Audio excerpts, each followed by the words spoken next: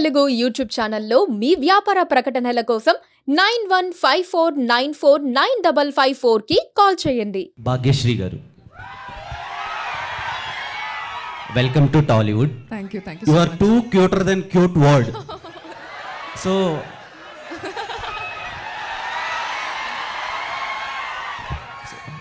Looks చాలా బాగున్నాయి, looking gorgeous. Thank you. So ఇంత మంచి అమ్మాయిని, దేవకన్యని టాలీవుడ్కి ఇచ్చినందుకు హరీష్ గారికి thank you so much.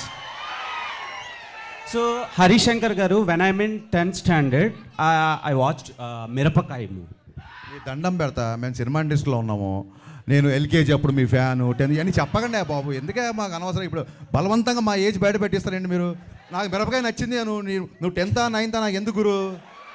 Boss sorry, మేము చాలా ఇన్వాల్వ్ అయ్యాం. Thank you. అందుకని అడుగు. Thank you. అంటే మీ సినిమాలతో పెరుగుతున్నాం అందుకని. సో మళ్ళీ ఇదోటి. మిరపకాయ మూవీలో రవితేజ గారికి ఒక మంచి కంబ్యాక్ ఇచ్చారు. అట్ ద సేమ్ టైం ఆ యాటిట్యూడ్ జనాల్లోకి ఇంజెక్ట్ చేశారు. సో కంపేర్ టు మిరపకాయ, ఈ ఫిలిం ఎంతవరకు కనెక్ట్ అవుతుంది? బెటర్ దెన్ మిరపకాయ ఉండబోతుందా? ఒక మిరపకాయనే కాదు, మనం నిన్న చేసిన సినిమా కంటే నెక్స్ట్ సినిమా ఎప్పటికైనా బెటర్గానే ఉండాలనుకుంటాం. మిరపకాయకి ఇప్పటికీ డిఫరెన్స్ ఏంటంటే, ఓవర్ ద పీరియడ్ నాకు వచ్చిన ఎక్స్పీరియన్స్.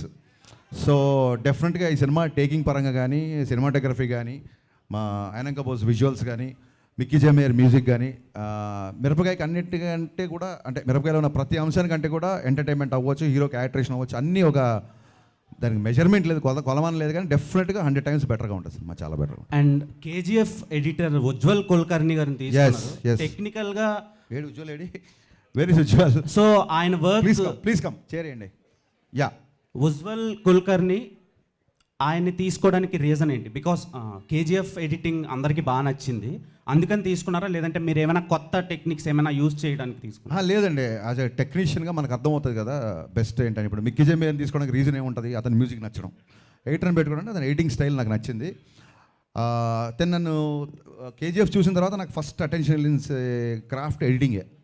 సో తను పిలిచి, ఏంటి ఇంతకుముందు ఏ సినిమాలు చేశారు ఏంటి అంటే, కేజీఎఫ్ 1ని అతను తన స్టైల్ ఎడిట్ చేసి అది ప్రశాంత్ నీల్కి చేరేలా చేశాడంట. అతను ఎక్కడ అసిస్టెంట్గా కూడా పనిచేయలేదు.